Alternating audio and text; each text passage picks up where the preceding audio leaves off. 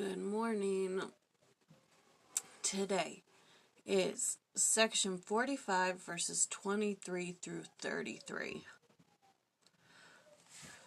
I'm tired. Anyways, what's in this is just more signs of the time, more destruction, more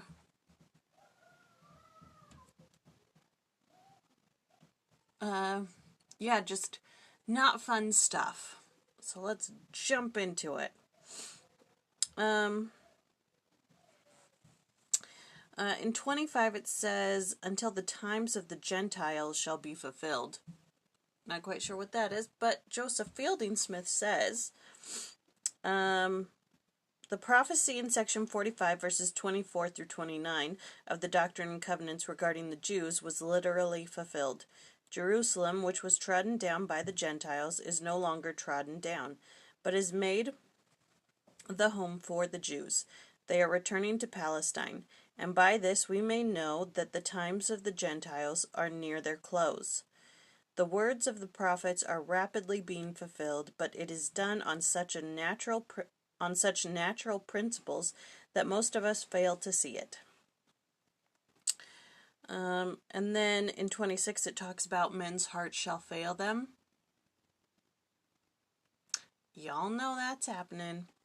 All right, but Ezra Taft Benson said in 1974, we live in an age when, as the Lord foretold, men's hearts are failing them, not only physically but in spirit. Many are giving up heart for the battle of life. Suicide ranks as a major cause of death to college students. As the showdown between good and evil approaches with its accompanying trials and tribulations, Satan is increasingly striving to overcome the saints with despair, discouragement, despondency, and depression. Yet of all people, we as Latter-day Saints should be the most optimistic and the least pessimistic. For while we know that peace shall be taken from the earth, and the devil shall have power over his own dominion, we are also assured that the Lord shall have power over his saints, and shall reign in their midst. Ugh, my hair. Anyways, 1974, he's saying that suicide is the most prevalent cause of death for college students. Now, in our day, it's for teens.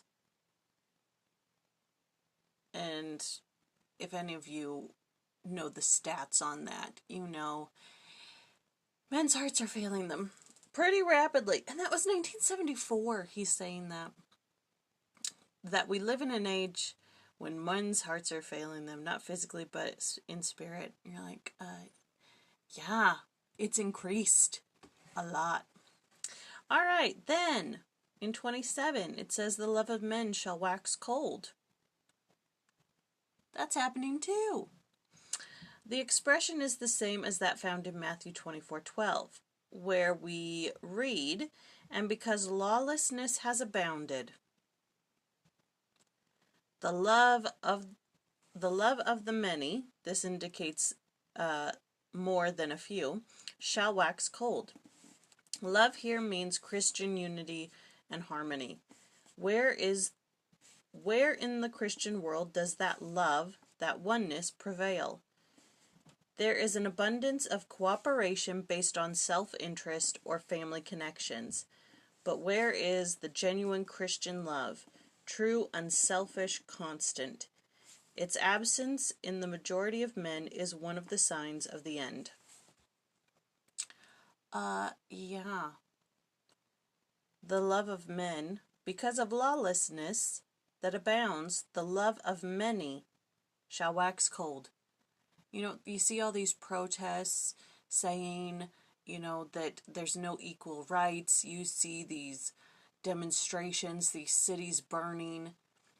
Not one of the people in any of those protests is showing any genuine love for what they're protesting for. Do you know what I mean? Like, love is not shown through beating people to a bloody pulp. Love is not shown through burning cities and buildings to the ground. They say they're protesting for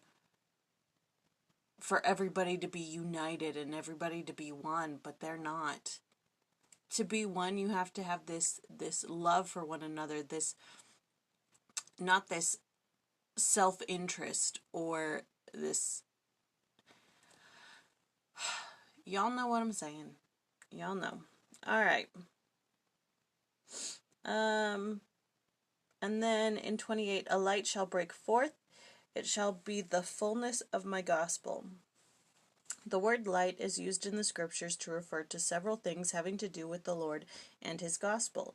Jesus Christ is the light and the life of the world, and then it gives a bunch of scriptural references. Truth is light, more scriptural references.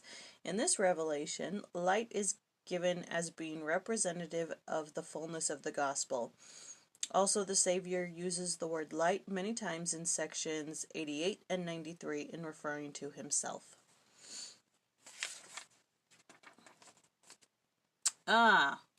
Here's a good one.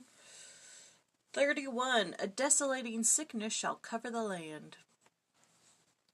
Sound familiar? All right. One of the impeding signs of the second coming of Jesus Christ is that a desolating scourge or sickness shall cover the land. Elder McConkie suggests that after the times of the Gentiles are fulfilled, new and unheard of diseases will attack the human system. The following will result from at least one of these afflictions. Their flesh shall fall from off their bones, and their eyes from their sockets. Now, in the podcast, they talk about how what we're going through right now kind of sounds like this, not the flesh, but a desolating scourge shall cover the land.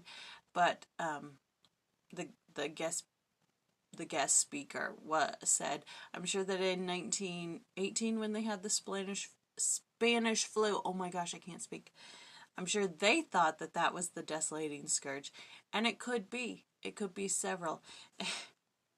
And I'm sure that some people think that flesh does fall off your bones and your eyes fall out of your socket from corona, even though it's just a cold. Anyways, I thought that was pretty funny. But anyways, those are verses 23 through 33. Fun, upbeat, happy stuff today, let me tell you. Yep, that's all I got. Talk to you later.